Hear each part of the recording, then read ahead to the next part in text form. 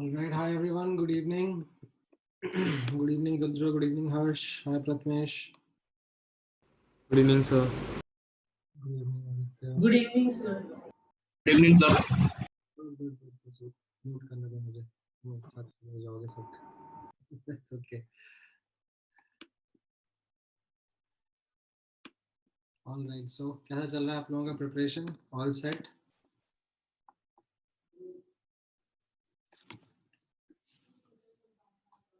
Good. तो फिर कहाँ पर है आज के डिनर के प्लान्स? कोई कहीं बाहर जा रहा है? कुछ स्पेशल बना रहा है?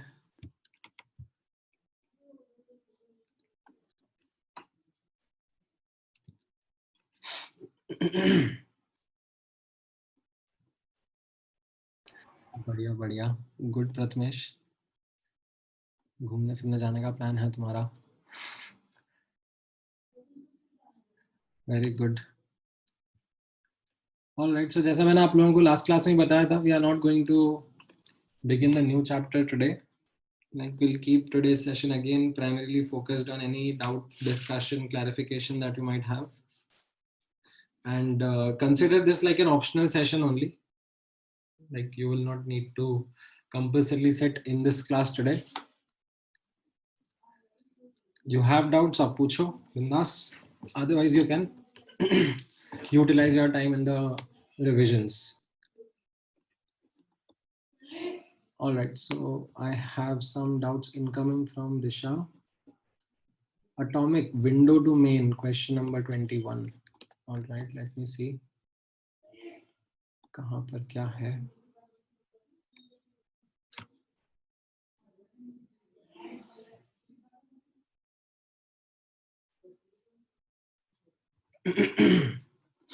बाकी लोग भी अपने डाउट्स कोलेट कर लो. Like if you have something to ask and discuss, let me know.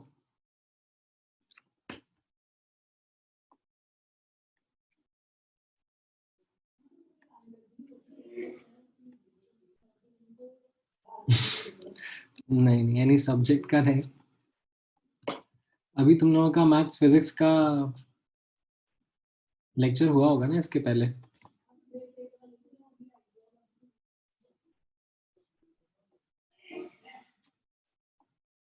हाँ किसी भी चैप्टर का चलेगा ना. Atomic, mole, periodic, gaseous.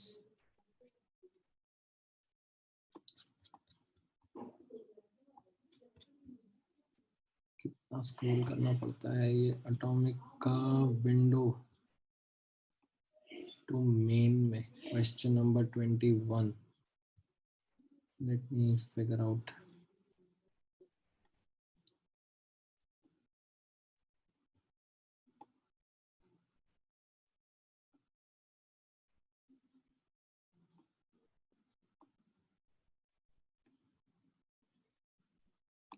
Orbital angular momentum of an electron in 2s orbital. ये पूछ रहे हो आप? अच्छा नहीं, सॉरी, एडवांस्ड है, माय बैड. अच्छा ये वाला. Let me see that. Right.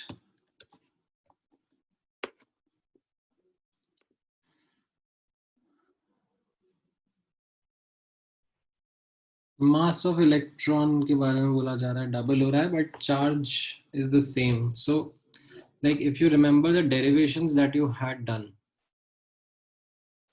तो जो एनर्जी का डेरिवेशन था ऑफ एन ऑर्बिटल, उसका फॉर्मूला आपको यहाँ पर यूज करना पड़ेगा. Right. So if you remember Bohr's model के डेरिवेशंस, उसमें आपको एक तो mv square by r equal to k Z square by r square के इक्वेट करना था, और एक mvr is equal to nh upon 2 pi के इक्वेट करना था. वहां से vnr in terms of variables you used to get, and उससे फिर kinetic energy used to be 2 pi square m के जेड ई स्क्वायर, और इनफैक्ट के Z square e raised to the power of 4 k square upon n square h square, इस तरीके से था.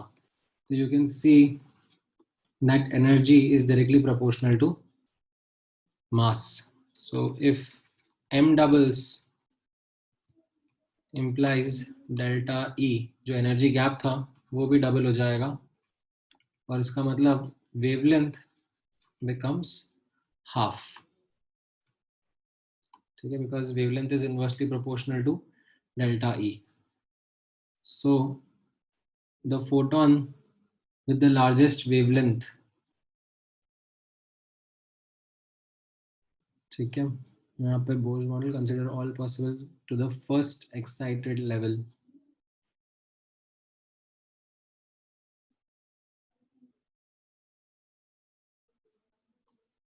तो lambda original would have been or you can say 1 by lambda would have been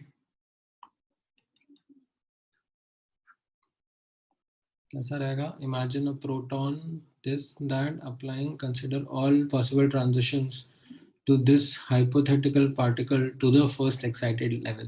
तो largest wavelength मतलब shortest energy gap, मतलब ये n equal to 3 से n equal to 2 का transition रहेगा.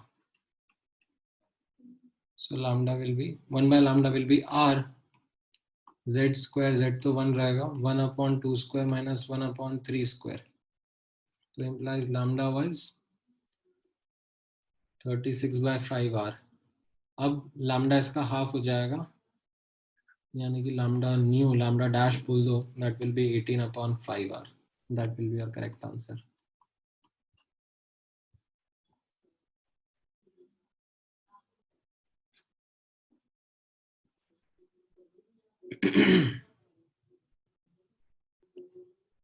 All right. Then क्या कह रहे हो यश? Can we use the formula for de Broglie wavelength as h upon root 3 m kbt? कौन से क्वेश्चन में, किस कॉन्टेक्स्ट में कह रहे हो?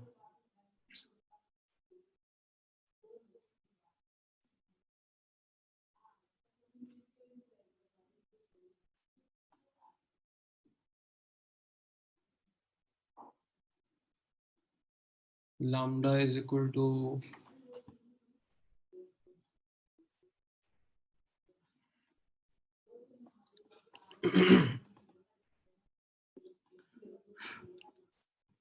और बताओ, और क्या डाउट्स हैं आप लोगों के?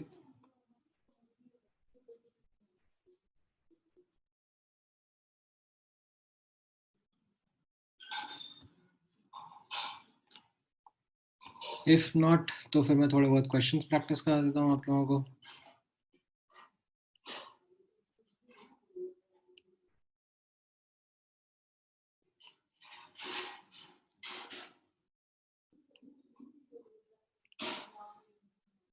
ठीक है.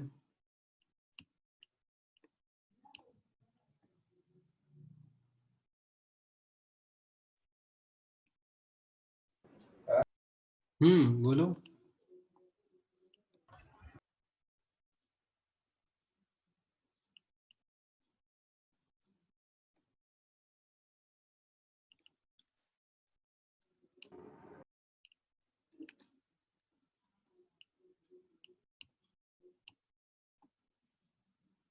आप लोगों ने क्वांटम मैकेनिकल मॉडल के क्वेश्चंस करे हैं?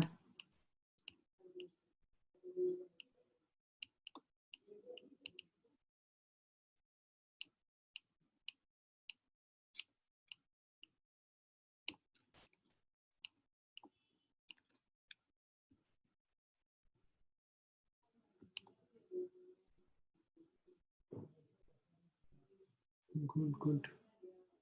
ठीक है.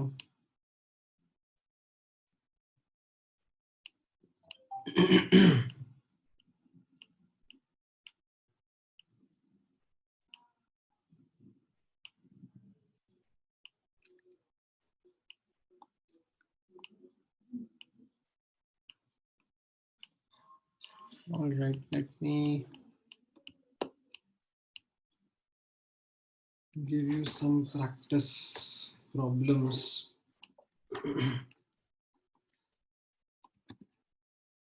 कहाँ गया?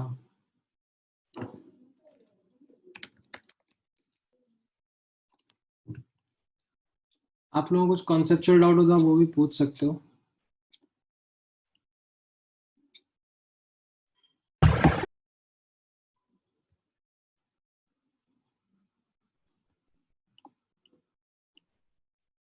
हाँ मतलब मैंने एक्चुअली म्यूट तो करा हुआ है but somehow I am still getting someone is able to hack in. तब भी अनम्यूट कर पा रहे हैं.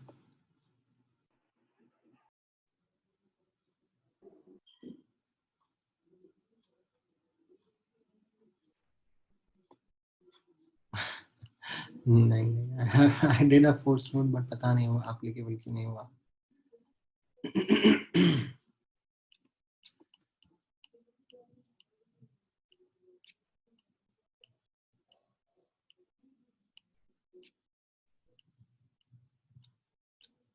All right.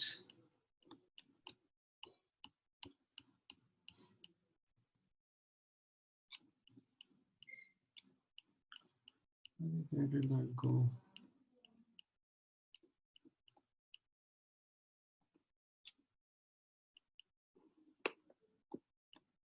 Give me a moment.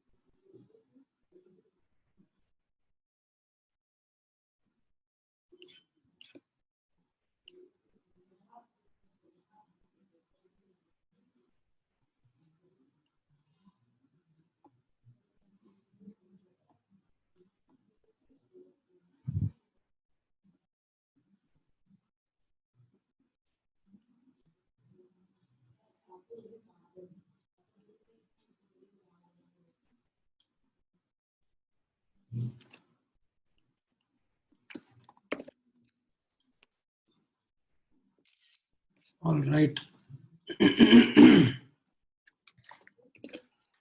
चलो ठीक है कुछ कुछ क्वेश्चंस ट्राई करो.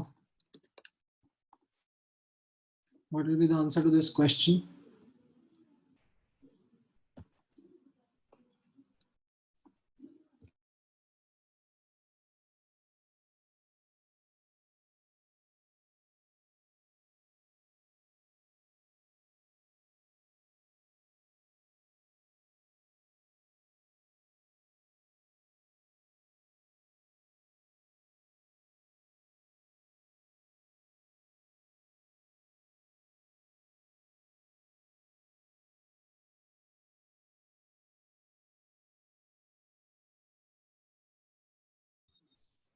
नहीं सिंगल सिंगल चॉइस है. हाँ हाँ ये तो मैंने लास्ट क्लास में इसीलिए बताया था ना. दैट जो वन और मोर देन वन चॉइस वाले क्वेश्चंस होंगे उसमें you will have to be extra cautious. Don't try to over attempt.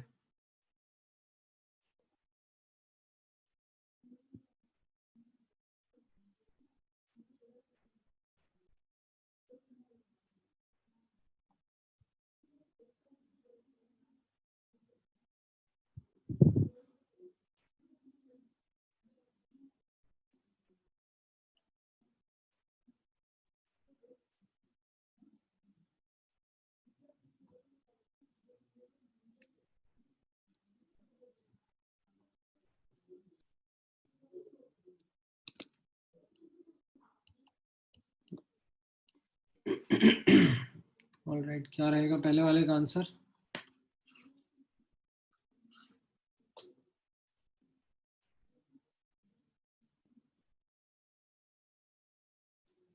like S1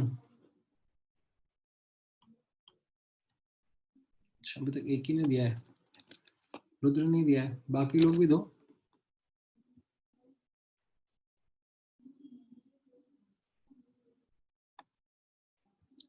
मैं देखो अच्छे क्वेश्चंस ही कराऊंगा, तो ऐसा मत डिप्रेशन में आ जाना कि लाइक एमटी के पहले क्वेश्चंस नहीं हो रहे हैं। I am going to ask you tricky and difficult questions only.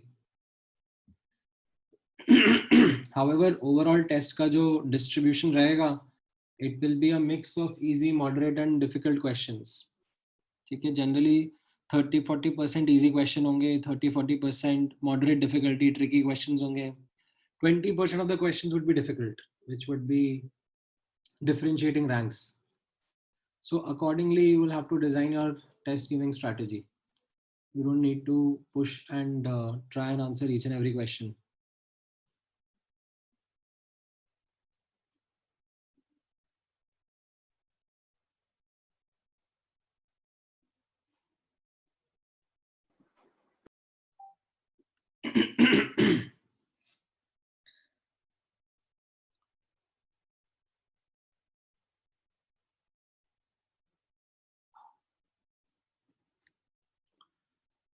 All right.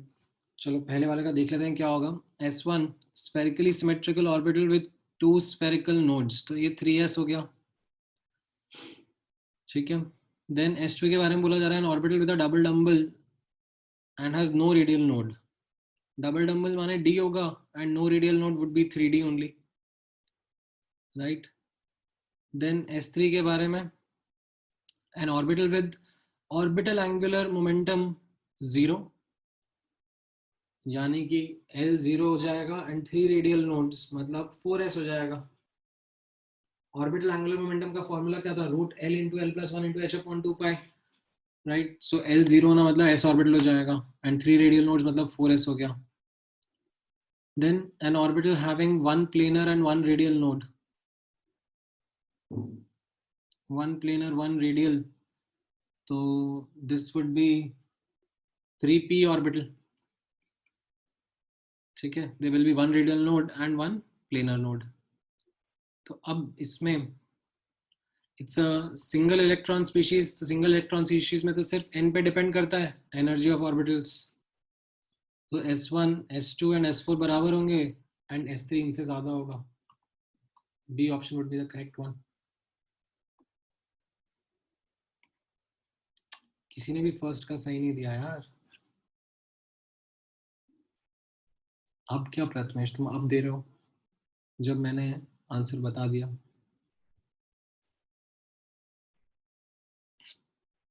अच्छा, तुम दोनों का एक साथ देना चाह रहे थे। ठीक है, सेकंड का भी देख लेते हैं। सेकंड का भी देखो भैया, किसने, anyone with the correct answer second वाले का।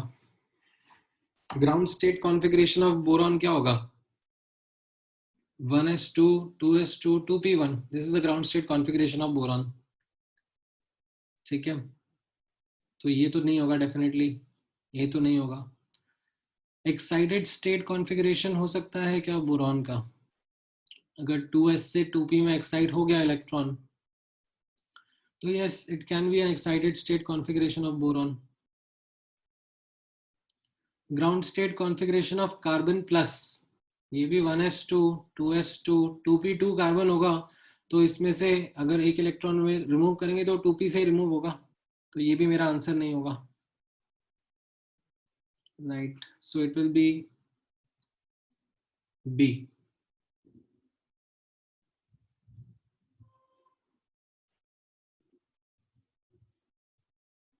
ठीक है, नहीं फर्स्ट वाले का डी क्यों होगा हर्ष, सिंगल इलेक्ट्रॉन स्पीशीज बोला है ना, मतलब energy depends only on n, not n plus l।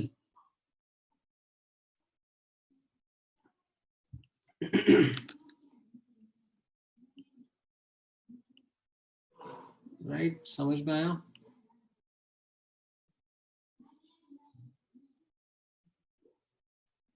All right, then let's see. All right, let me put forward one more question.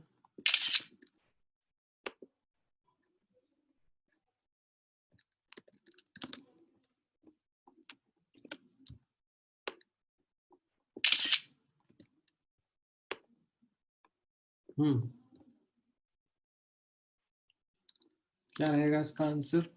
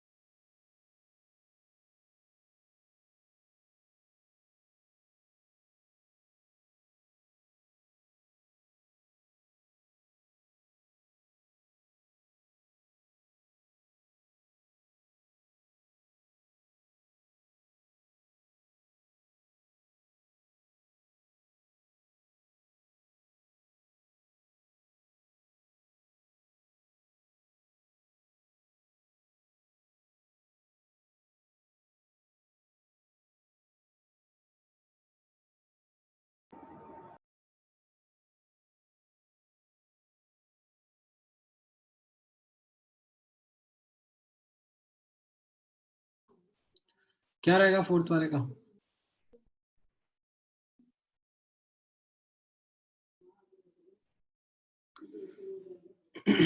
Emission of light कब होता है? डी एक्साइटेशन पर, right? सो 2s 2p, फिर उसके बाद 3s 3p, 3p के बाद में 4s आता है, फिर 3d, है ना? तो 2s से 2p एक्साइटेशन हो गया, 2p से 3d भी एक्साइटेशन हो गया, 3d से 3p डी एक्साइटेशन हो गया, तो यहाँ पर होगा। देन 3p से 4s वापस एक्साइटेशन हो गया, 4s से 3p वापस से डी एक्साइटेशन हो गया, तो B option would be the correct answer.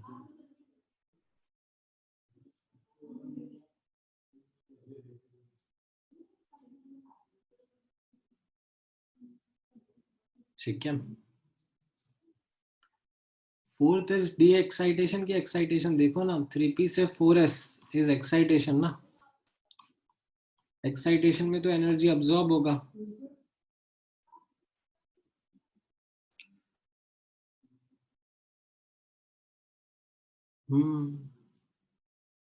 Fifth वाले का क्या रहेगा?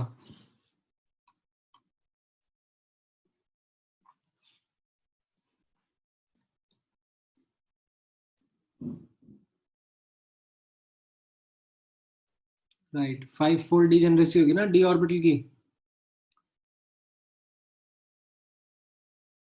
the number of d orbitals for a given energy level in the absence of uh, an external magnetic field will be 5.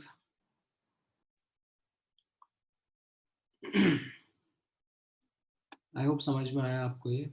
आस्था समझ में आया? You gave wrong answer.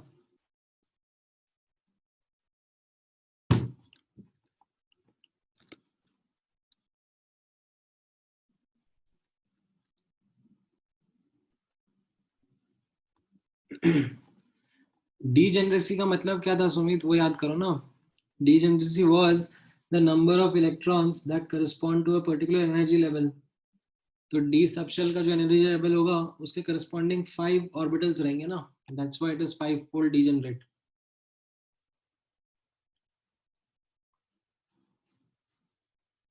Alright, sixth वाला बताओ, ये वाला।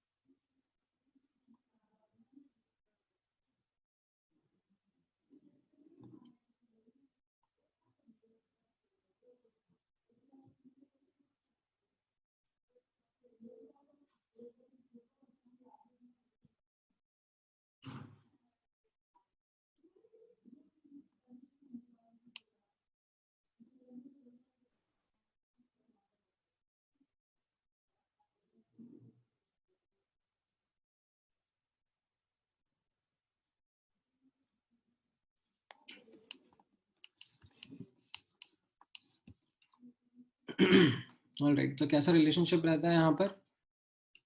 Lambda is equal to h upon √2m ke, right? Or you can say, in other words, kinetic energy is inversely related to 1 by lambda raised to the power of 2, right?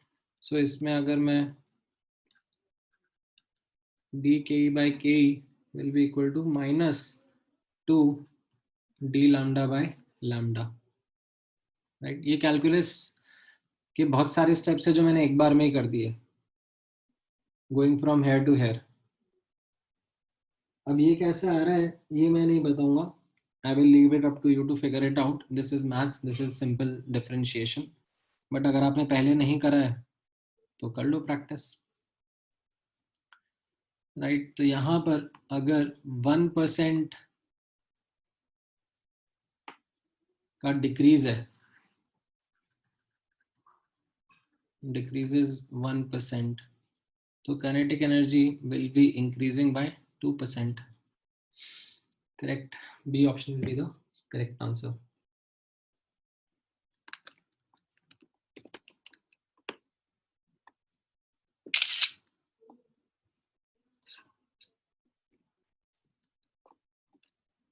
ठीक है, all right. चलो, one और more than one choice है ये.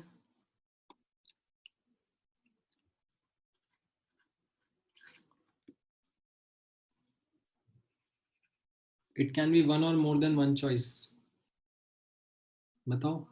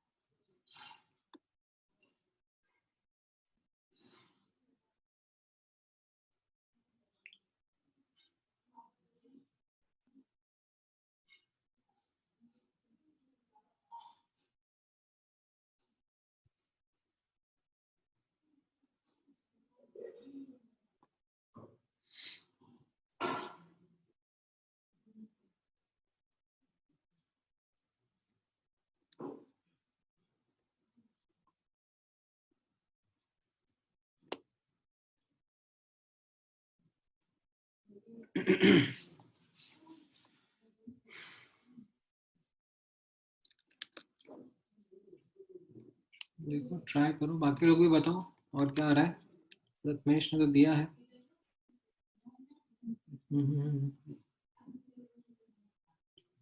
Nine of Lemon series.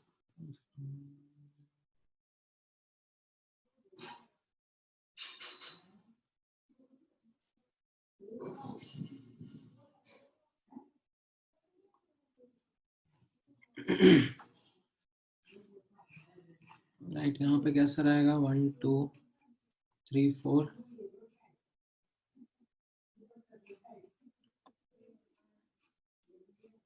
Right, ये possible 6 wavelengths होंगी,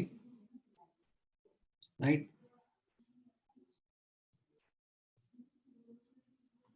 सो यहाँ पर देखो, the frequency of certain line of Lyman series. ठीक है, ये तीनों लाइमन सीरीज की हैं, ये बामर सीरीज है और ये पास्टन सीरीज है. ठीक है, सो certain line of Lyman series of the atomic spectrum of hydrogen can satisfy the following condition. Can बोला है, ठीक है, must नहीं बोला है. तो ये भी एक important point रहेगा before you think of the answer. ठीक है, ये more than one choice वाले हैं बहुत ट्रैप होते हैं. तो अब यहाँ पर can satisfy बोला जा रहा है, So it is the sum of the frequencies of Lyman series and Balmer series, right? So for example, if I give this name L alpha, L beta, L gamma, and this is B alpha, B beta, and this is P alpha. So you can see that L beta is equal to B alpha plus L alpha. ये जो L beta है ये B alpha और L alpha का combination हो सकता है, तो it is the sum of the frequencies of Lyman line and a Balmer line. तो ये हो सकता है, it is correct. Okay, then D option में it is the sum of frequencies of certain Lyman and Balmer and bracket. Bracket तो कहीं आया ही नहीं. सो यहाँ पर लाइमन हो सकता है, बामर हो सकता है, बट ब्रैकेट तो आए. लाइमन बामर पास्चन रहता है, तो ये तो आप रिजेक्ट कर सकते हो. Then it is a sum of frequencies of Lyman, Balmer and Paschen. ये हो सकता है ऐसे, for example L gamma,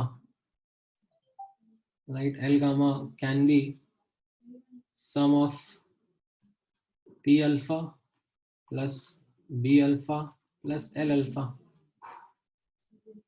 ठीक है. Then it is the sum of the frequencies of a Lyman and a Paschen line. So नहीं, एक minute, last वाला सोचने दो. Lyman series, ठीक है. Lyman series as a sum of a Lyman and a Paschen. हाँ ठीक है, बोल सकते हैं. L gamma can be equal to P alpha plus L beta. तो A C D would be the correct answer.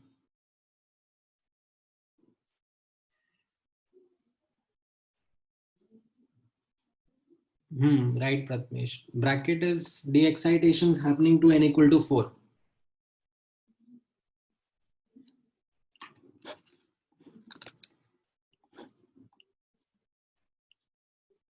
ठीक है,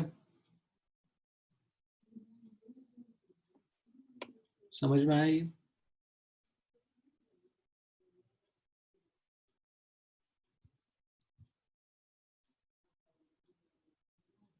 ऑल राइट.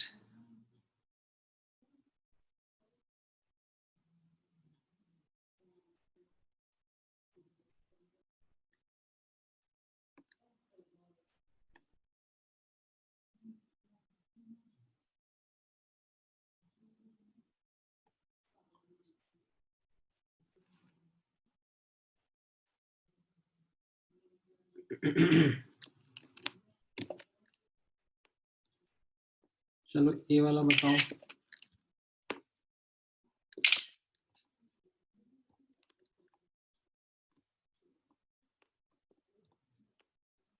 क्या रहेगा इसका आंसर?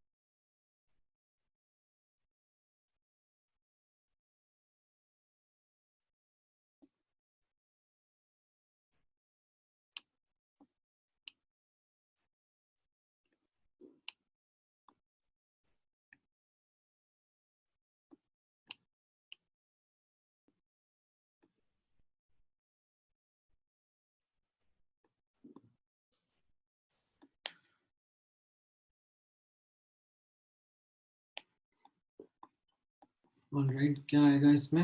3py ऑर्बिटल के बारे में बोला जा रहा है, करेक्ट स्टेटमेंट्स पूछे जा रहे हैं। Angular part of the wave function is independent of theta and phi, ऐसा तो नहीं होगा। देन जो रेडियल प्रोबेबिलिटी डिस्ट्रीब्यूशन कर्व है उसमें बोला जा रहा है the number of maxima will be 2, ये करेक्ट है क्योंकि इसमें एक नोड आएगा आपका।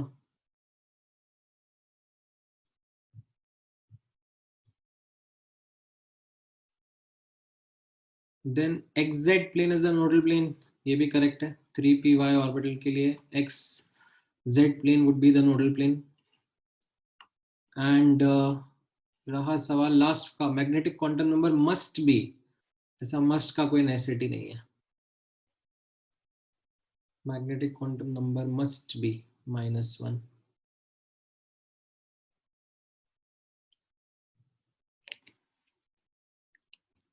Right, so BC would be the correct answer।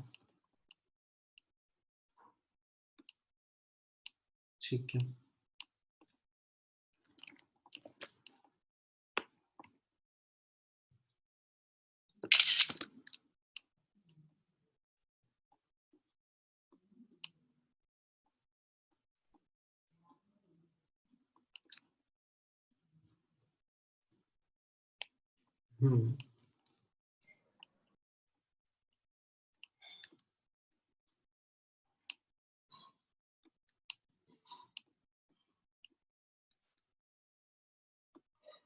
Right,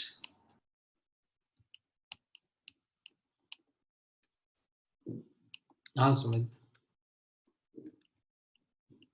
तो उसमें वो कन्वेंशन लेना पड़ता that z is the axis, like theta is measured from z।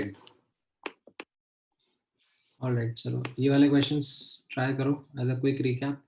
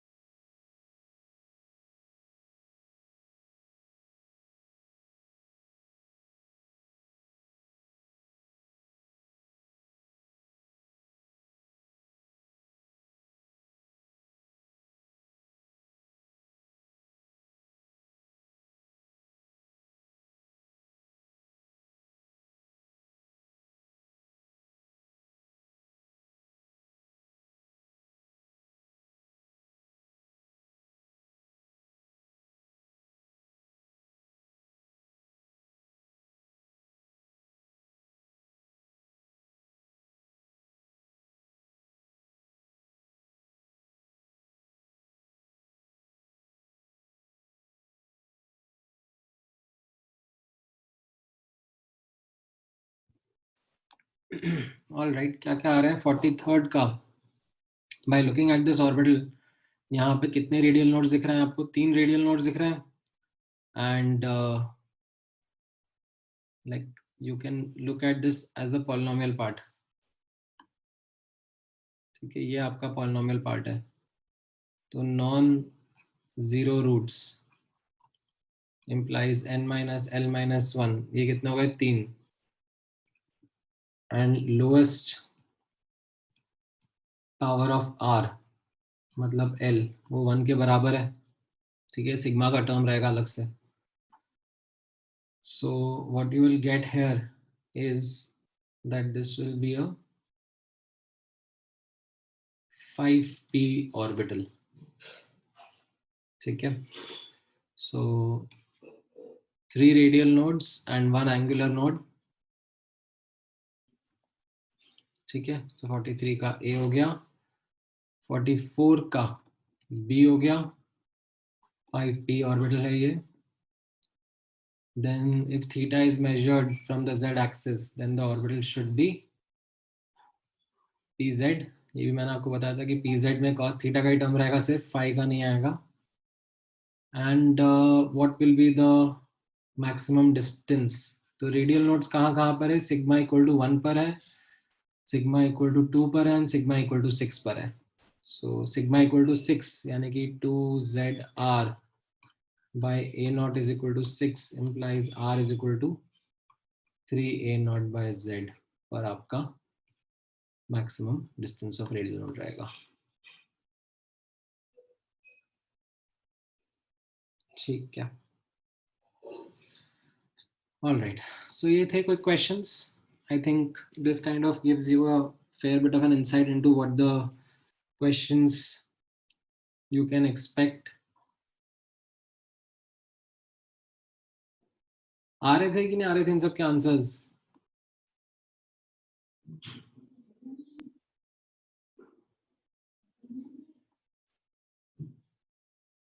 Last वाले में देखो ना आप, ये इसके सिग्मा का, सिग्मा इक्वल टू 1 एक रूट रहेगा, और ये क्वाड्रेटिक के 2 रूट्स रहेंगे ना, sigma equal to 6 and sigma equal to 2. तो वो मेरे नोट्स हो गए.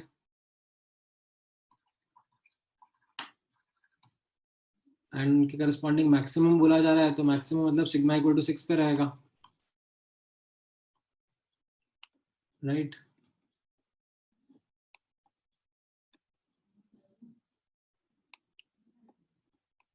समझ में आया?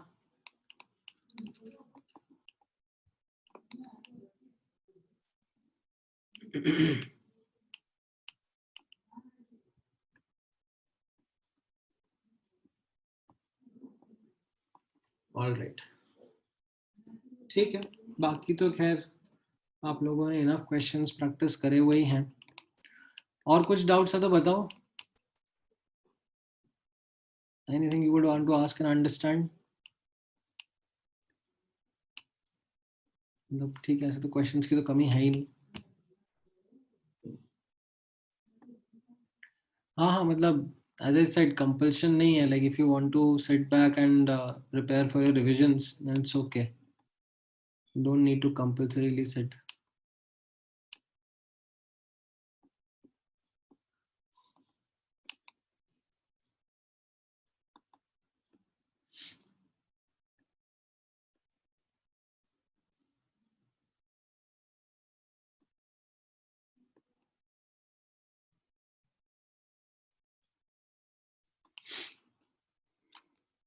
एक तो क्वेश्चंस मैं कराता हूँ आपको. चलो ये मोल कंसेप्ट के क्वेश्चंस ट्राई कर लो.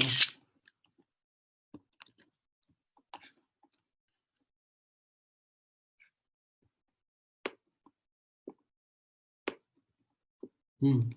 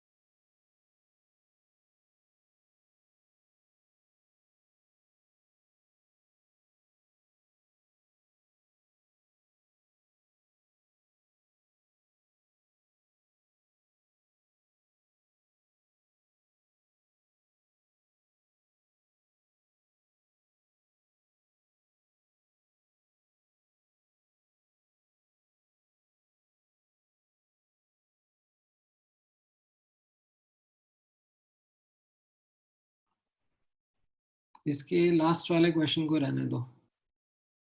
दिस इज नॉट समथिंग, ये रिडक्शन वाला रिएक्शन आपको नहीं पता है, इसमें थोड़ा सा ऑर्गेनिक का नॉलेज लग जाएगा.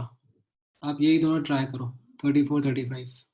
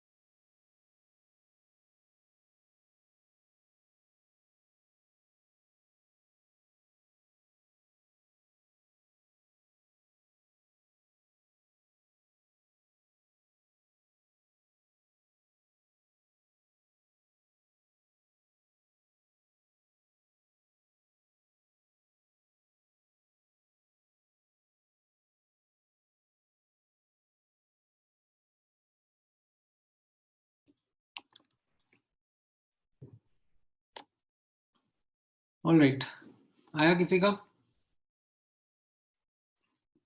शेखर का, प्रथमेश का आया है. Let's see. 18 ml of, like you have say CX, HY and NZ. इसको O2 के साथ में combustion करके क्या क्या प्रोड्यूस हो रहा है? We are getting CO2, we are getting H2O vapor and we are getting N2. X carbon का X ये Y/2 to balance out the hydrogen and Z/2 to get the nitrogen. अब oxygen का balanced coefficient कितना होगा? X plus Y/4. Okay, so this will be the balanced equation, right? अब यहाँ पर बोला जा रहा है ये 18 ml है, इसके साथ कितना ऑक्सीजन लगेगा? So as to get just sufficient था, and on complete combustion it yields 8 ml of CO2, 12 ml of water vapor and 4 ml of N2. Okay, so 1 से X बनना था तो 18 से 8 बन गया, तो X का वैल्यू आप निकाल सकते हो.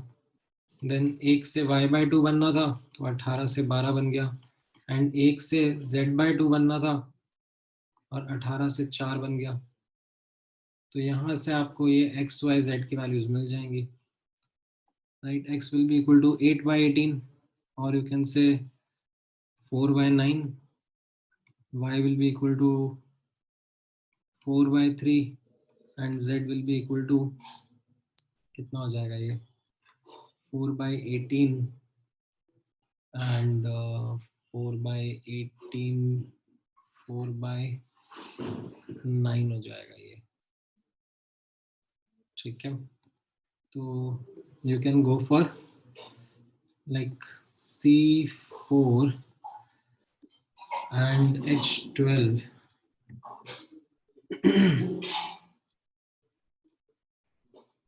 ये C ऑप्शन बैठ जाएगा ना, C2H6N2 ये बैठ जाएगा. एंड कितना ऑक्सीजन लगेगा यहाँ से आप निकाल सकते हो. You will get X plus Y/4. 1 से X plus Y/4 तो 18 से कितना लगेगा? तो ये x plus y by 4 if you will do, so that is 4 by 9 plus 1 by 3, और एक minute, 4 by 9 plus 1 by 3, 3 by 9, 7 by 9 into 18, 14 ml आ जाएगा, करेक्ट। B and C, मैं एक बार जूम आउट कर लेता हूँ। Correct answer would be B and C। किस किस का आया?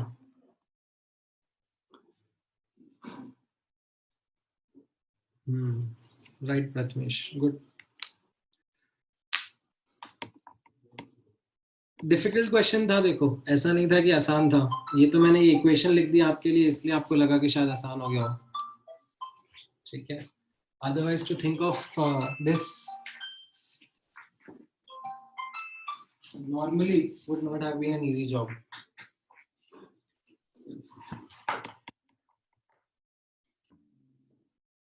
ठीक है, एक बार मैंने इक्वेशन लिख दूंगा तो फिर भी ठीक है, आपको समझ में आ गया होगा। ठीक है, चलो, ऑल राइट। और बताओ, any other questions you have in mind, any doubts?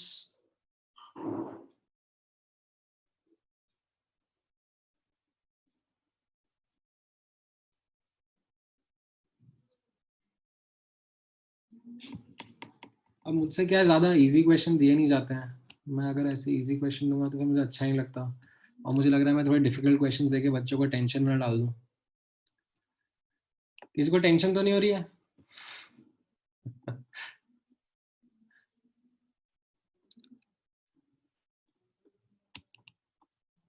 अरे प्रथमेश, तुम अकेले ठीक हो यार, तुम आंसर भी दे रहे हो मुझे बाकी बच्चों का भी देखना है ना।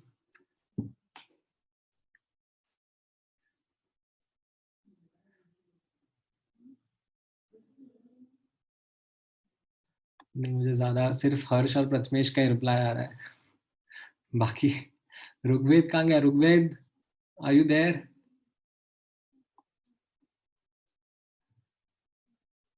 हाँ, रुद्र भी है यहाँ पर। हाँ मतलब बताओ ऋग्वेद और रुद्र, क्वेश्चंस हो रहे हैं कि नहीं हो रहे हैं?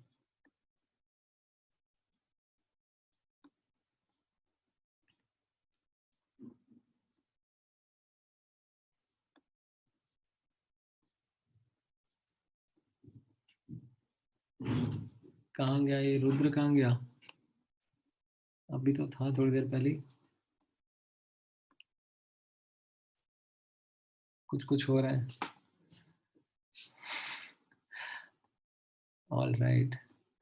अच्छा, लक्ष्मी भी है ना यहाँ पे? लक्ष्मी,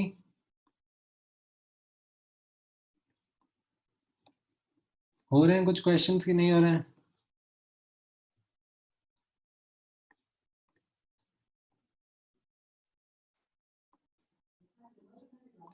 थोड़े बहुत हो रहे हैं, थोड़े बहुत हो रहे हैं, ठीक है। तो अगेन देखो, मेरा एडवाइस वापस यही है that these questions are the difficult questions, ठीक है। And if in the exam you plan to leave these questions, then it's also good. Like, focus on maximizing your scores, don't get stuck with difficult questions. जैसे मैंने आपको बताया that there will be a distribution, 30-40% easy questions रहेंगे, 30-40% difficult, difficult तो नहीं बोलूँगा, sorry, moderate रहेंगे, and हाँ 20-30% can be difficult, so you don't need to, and सबके marks तो same ही है, ठीक है। easy का भी same marks है, difficult का भी same marks है, so you will have to accordingly plan out, ठीक है।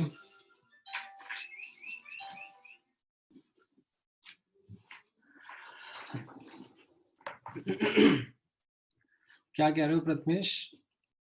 पेरेंट्स क्या पूछेंगे तुमसे?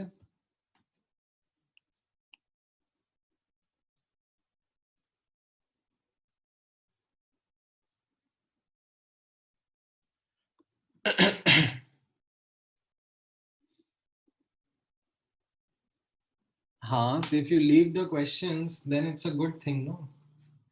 If you leave something difficult, then it's absolutely okay.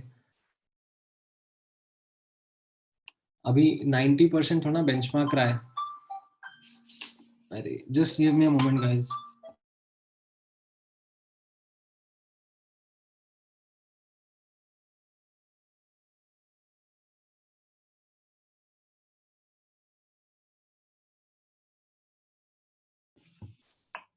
हाँ.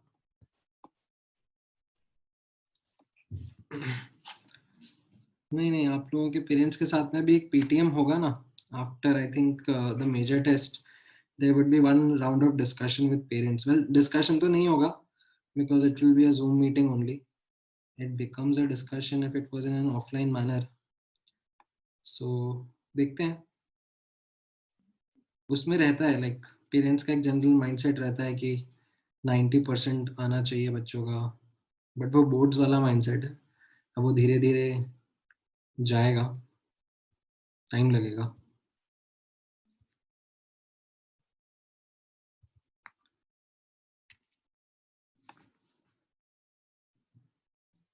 All right.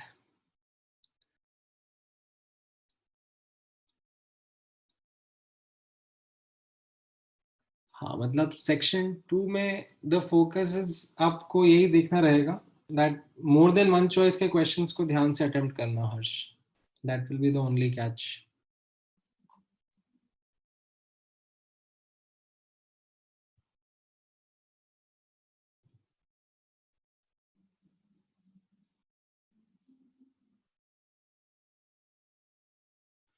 अक्षत का डाउट है will there be some reduction in portion.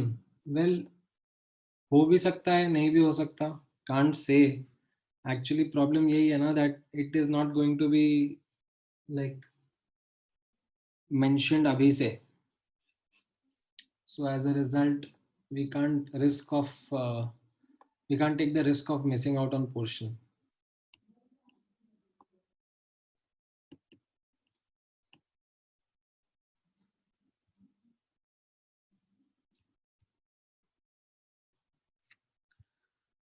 ठीक है. All right. सो अगर और कोई डाउट्स नहीं है तो फिर I will close the lecture. We'll then meet next class. We'll start with the next chapter, chemical bonding. In the meantime, आपके जो भी backlogs रहेंगे of this thing, gaseous, तो वो भी clear करके आगे बढ़ेंगे.